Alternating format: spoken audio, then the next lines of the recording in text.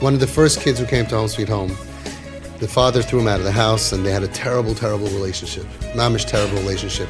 After 3 months, I called the father. I said, by the way, I just want to tell you, your son's doing great.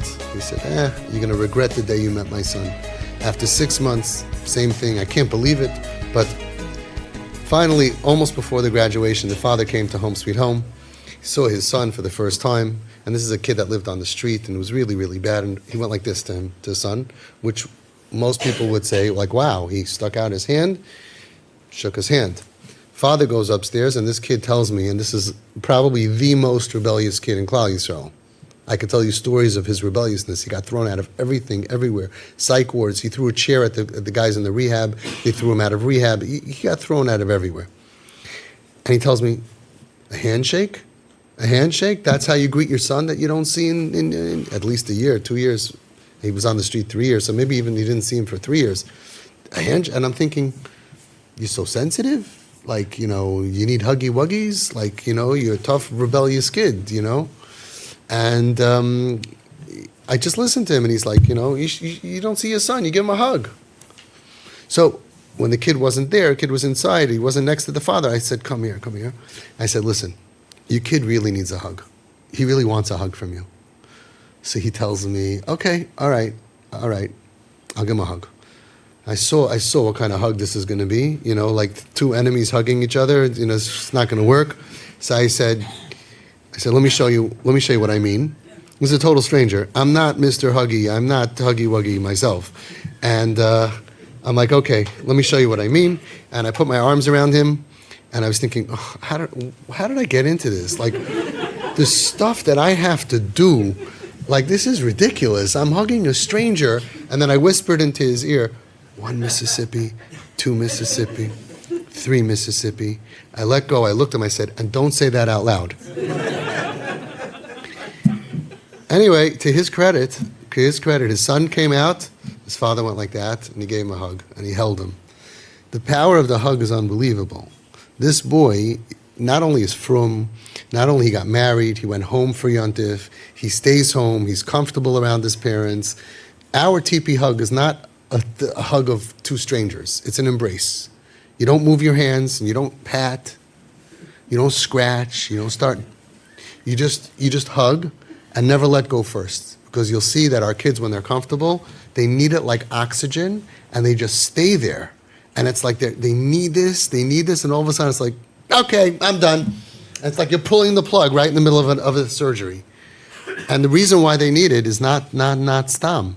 It's because if you look on Google and you research, after 20 seconds of hugs, the brain releases oxytocin, which is a chemical, and all these kids need oxytocin. After 40 seconds, after a minute, there's research on this. So we look at it like, oh, why are you hugging so much? What do you, and the reason is because their brain knows what it needs. Why do these kids get dogs? Because their brain knows what it needs. We look at it, get away from me, Jews and dogs, we don't really get along so well. But these kids, when they see dogs, 95% of them, right away run over. Why? Because we have now brain fMRIs that show that there are five chemicals in the brain that get released from dogs. 5, you'd rather take, she could smoke crack cocaine, ecstasy, and all of that, but 5, serotonin, oxytocin, some other things that I can't pronounce, and that's the same as drugs. So they get a natural high, and when you are on the bottom of the world, every little bit makes a big difference to you. Why do they tell you, I want you to smoke weed with me? Because to them, they're not on here regular people. You make a l'chaim in shul, you move up from 86 to 88, from 72 to 79. They're on the bottom of the world in happiness. They're at 4, 6. They have no sipok achayim. They're miserable. They're in pain. They don't sleep well. They don't eat well. They don't see a future. And all of a sudden, they smoke this thing, and the daigus, the worries, evaporates. And they're like, this is amazing. You got to try this stuff. They don't understand that a healthy person, it's like a l'chaim in shul. You don't really need it. To them, it's like, This is the greatest thing in the world. Made by Hashem, it's natural. Why did Hashem make it? And the truth is, if anybody ever has tremendous pressure in their head, I've never smoked weed. I know it's hard to believe. But this thing, that's what it does. It lifts your brain up. It just releases pressure from your face. It's what it does. Now, of course, for healthy people, it could be very bad.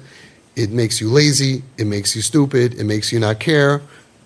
I don't recommend it. But why do they want this? Because they know what they need. Every creature in the world knows what it needs to survive. And that's why, same thing with hugs. Natural hugs. Natural, we have kids hugging their parents for 2 minutes, lying there, and you just hold them, just let them be safe. Like a small child, they need to be embraced by your love. And we have so many stories like, I don't want to get into all of that now. I've said it before. What love can do, what hugs can do, that's why they want it. They need it. Okay, so TP hugs, don't let go. It's a problem because I once had a father came here, a TP father, and he gave me a hug, and we were stuck together for about 4 hours. Nobody wanted to let go first.